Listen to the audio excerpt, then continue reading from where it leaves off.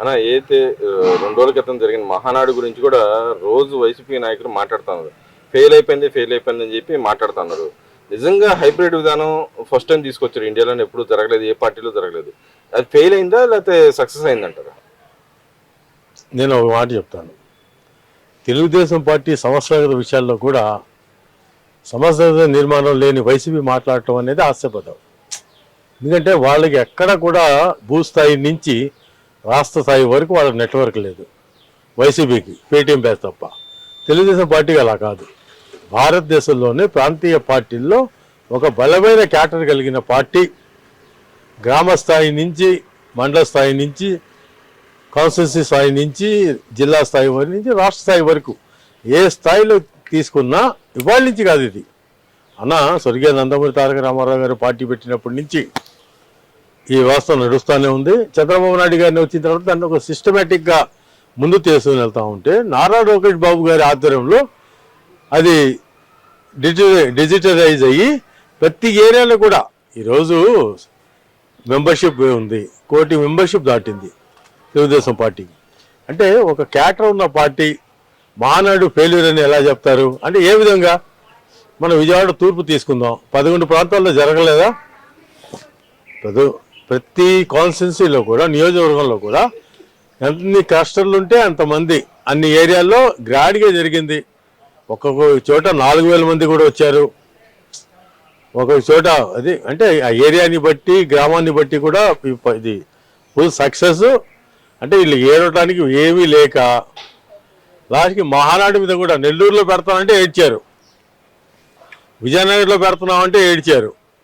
డిజిటల్గా మేము ఖర్చుల్ని ఆదా చేయాలని ప్రధానమంత్రి గారు ఇచ్చిన పిలుపు మేరకు ఈరోజు చంద్రబాబు నాయుడు గారు వినూత్న కార్యక్రమాన్ని ప్రవేశపెడితే నారా లోకేష్ బాబు గారి ఆధ్వర్యంలో, దానికి కూడా మీ ఏడుపులు ఎందుకు? మీ సంస్థ నిర్మాణం, మీ పార్టీ మీరు చూసుకోండి. మేము వీకైతే మాకే కదా నష్టం, మీకు కాదు కదా. అంటే ఇక్కడ మనం చూసుకుంటే కొన్ని ఏరియాలో కూడా బిర్యానీలు ఇచ్చి పిలిపించినా కూడా ఎవరు రాలేకపోయారు. కొంతమంది రికార్డ్ డ్యాన్సులు పెట్టారు. కొంతమంది గవర్నమెంట్ ఎంప్లాయీస్ కూడా తీసుకొచ్చి బలవంతంగా కూర్చోబెట్టారు అని చెప్పి, కొంతమంది ఏదైతే మహిళా సంబంధించిన వాళ్ళు కూడా కొంతమంది తీసుకొచ్చి కూర్చోబెట్టారు అని చెప్పి మాట్లాడుతూ ఉన్నారు. అంటే ఇప్పుడు డ్వాక్రా మహిళలో తెలుగుదేశం వాళ్ళు లేరా? అంటే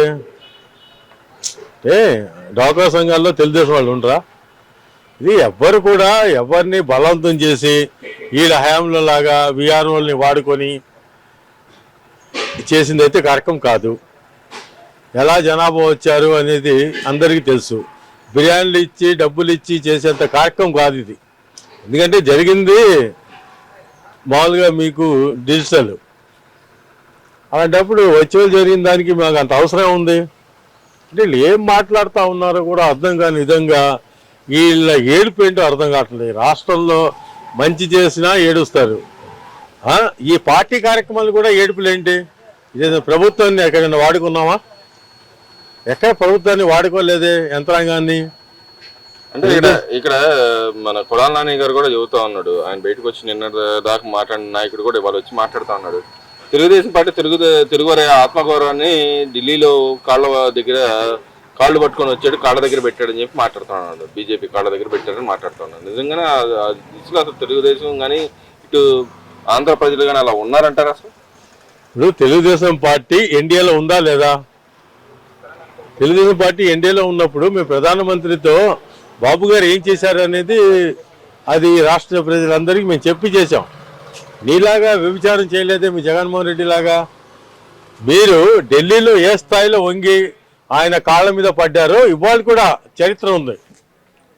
మీరు మాతో ఎన్డీఏతో పొత్తులో లేకుండా కూడా ఈ రోజు కూడా ఎన్డీఏ నరేంద్ర మోడీ గారు ఢిల్లీలో నిలబడితే తాడేపల్లి ప్యాలెస్లో వంగి నమస్కారం చేస్తాడు మీ జగన్మోహన్ రెడ్డి. మీరు కూడా ఎందుకు మాట్లాడతారు? కొడాలి నాని నిన్నటి వరకు ఆరోగ్యం బాగలేదు అన్నావు, తప్పించుకొని తిరుగుతున్నావు. ఎందుకు నీకు ఇవన్నీ? ముందు నీ పార్టీ గురించి ఆలోచించు.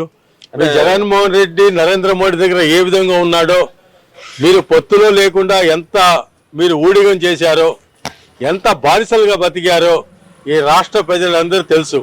జగన్మోహన్ రెడ్డి కంటే నరేంద్ర మోడీ దగ్గర బానిసడిగా పడి ఉన్న వ్యక్తి ఈ భారతదేశంలోనే ఎవరు లేడు. అంటే ఇక్కడ అంబటి రాంబాబు కూడా నేను మాట్లాడుతున్నాడు వచ్చి ప్రెస్ ముందుకు వచ్చి, గతంలో మహానాడు ఫెయిల్యూర్ అనేది మాట్లాడుతూ నిన్న వచ్చేసి మళ్ళీ ఏదైతే మహానాడు తీసి పక్కన పెడితే బీజేపీతో అటు కాంగ్రెస్ తో ఇద్దరితో కలిసి పొత్తులు పెట్టుకొని తిరుగుతా ఉన్నారు, అనైతిక పొత్తు అని చెప్పి మాట్లాడుతున్నారు. దాన్ని ఎలా చూడొచ్చు అంటారు? అనైతిక పొత్తు గురించి కూడా నిజంగా చెప్తున్నా, రాంబాబు మాట్లాడినా జగన్మోహన్ రెడ్డి మాట్లాడినా వీళ్ళకి మాట్లాడే అర్హతే లేని వ్యక్తులు. నిన్నగాక మొన్న కూడా చూసాం మనం రాజ్యసభలో లోక్సభలో వీళ్ళని ఎవరు అడగకపోయినా మద్దతు ఇచ్చి ప్రతి బిల్లుకి సహకరించి ప్రతిదానికి కూడా వీళ్ళు కాళ్ళ బేరానికి వచ్చి నరేంద్ర మోడీ గారు అమిత్ షా కాళ్ళ మీద పడి బతుకుతున్న వీళ్ళు కూడా ఈ వైసీపీ పార్టీ కూడా మాట్లాడుతుందంటే తెలుగుదేశం పార్టీని అక్కడ రేవంత్ రెడ్డి గారు అన్నగారి విగ్రహాన్ని ప్రారంభిస్తే ఒక ఉమ్మడి రాష్ట్రం ఉన్నప్పుడు ఉమ్మడి రాష్ట్ర ముఖ్యమంత్రిగా ఉన్న వ్యక్తి ఒక విగ్రహాన్ని పెడితే ఆ రోజు కూడా చంద్రబాబు నాయుడు గారు ఉమ్మడి రాష్ట్రంలో ఉన్నప్పుడు మీరు చూడండి కోట్ల విజయభాస్కర్ రెడ్డి గారిది పార్క్ ఎవరు పెట్టారు? మర్రి చెన్నారెడ్డి మానవ అభివృద్ధి ఇది దానికి పేరు ఎవరు పెట్టారు? ఆ రోజు భవనం వెంకటరావు గారి భవనం కానీ అంటే మాజీ ముఖ్యమంత్రుల్ని గౌరవించుకోవటం కూడా ఈ ఏడుపు గొట్టు వైసీపీ పార్టీ వాళ్ళకు వాళ్ళ ఏడుపు అంటే అర్థం కావట్లేదు. ఈ రాష్ట్రానికి పట్టిన దళిద్రం కానీ శని కానీ అయితే ఉందంటే ఈ వైసీపీ పేటీఎం బ్యాచ్. మరి ఇక్కడ చూసుకుంటే ఏదైతే డిఎస్సి జరిగిందో డిఎస్సి దాని మీద వాళ్ళు సిబిఐ ఎంక్వైరీ కావాలని వాళ్ళు అడుగుతా ఉన్నారు. డిఎస్సి ఎంక్వైరీ జరగకుండా ఉండటానికి దాంట్లో అవకతవకలు బయటికి రాకుండా ఉండటానికి డైవర్షన్ పాలిటిక్స్ చేసి మహానాడు పెట్టారని అదో మహానాడు దోకా మహానాడు అన్నట్టుగా రోజా కూడా మాట్లాడుతూ ఉంది. అసలు రోజా గురించి మాట్లాడటం ఏంటండి? రోజా లాంటి వ్యక్తుల గురించి మాట్లాడి టైం వేస్ట్ చేయటం. నేను ఏం చెప్తానంటే డిఎస్సి అసలు మహానాడు అనేది ప్రతి సంవత్సరం డేట్ మార్చి పెట్టామా? అది అన్నగారి జయంతి రోజు పెట్టుకునేది మహానాడు. దానికి డైవర్షన్ చేయాల్సిన అవసరం ఉంది. 16,980 ఏదైతే ఉద్యోగాలు వచ్చాయో వాళ్ళు అడగండి, వాళ్ళు సంతోషంగా ఉన్నారో లేదో అది ముఖ్యం. కానీ జగన్మోహన్ రెడ్డి ఏడుపు కానీ రోజా చిందులు కానీ రాంబాబు అర్పులు కానీ తెలుగుదేశం పార్టీకి ఎన్డీఏ ప్రభుత్వానికి అవసరం లేదు. మేము నిజాయితీగా చేశాం.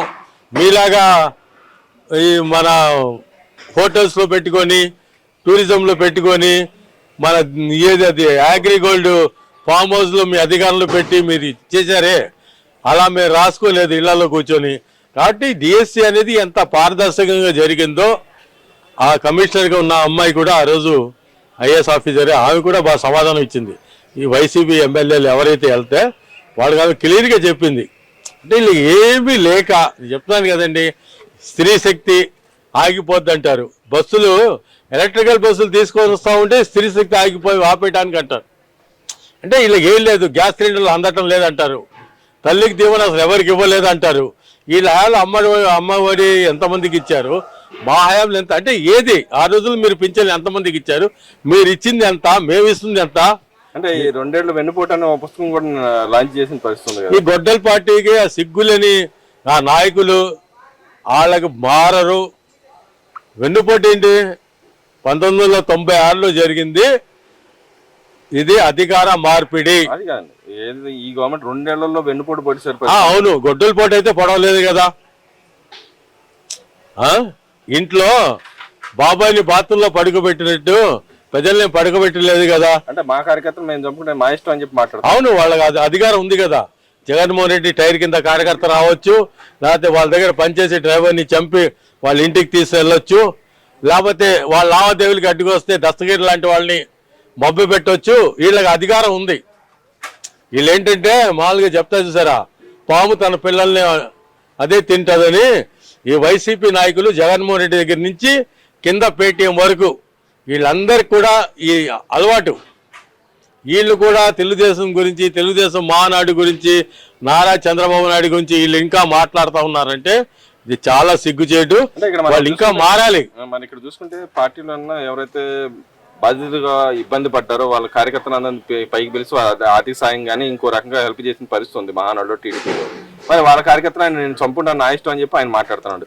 ఎలా దోడుతుంటారు పార్టీ యొక్క విధానాన్ని, ఎలా దోడుతున్నారు 2 పార్టీలు? వాళ్ళ తెలుగుదేశం పార్టీ కార్యకర్తలకి ఒక ఇన్సూరెన్స్ కానివ్వండి, వాళ్ళు ఆర్థికంగా వాళ్ళు ఇచ్చేవాడు అంటే వీళ్ళగా దోచుకోవటానికి కాదు. అంటే అక్రమ మార్గాల్లో మద్యంలో సిండికేట్లో, మైనింగ్ సిండికేట్లు, ఇసుక సిండికేట్లో వీళ్ళు దోచుకున్నట్టు కాకుండా నిజాయితీగా కూడిన ఒక వ్యవస్థని స్వశక్తితో ఎదగాలని ఎప్పుడు చంద్రబాబు నాయుడు చెప్తా ఉంటారు. లంచం తీసుకుంటే ఆ 10,000 ఆ రోజు ఉపయోగపడుద్దేమో కానీ ఒక మచ్చలాగా ఉండిపోద్ది.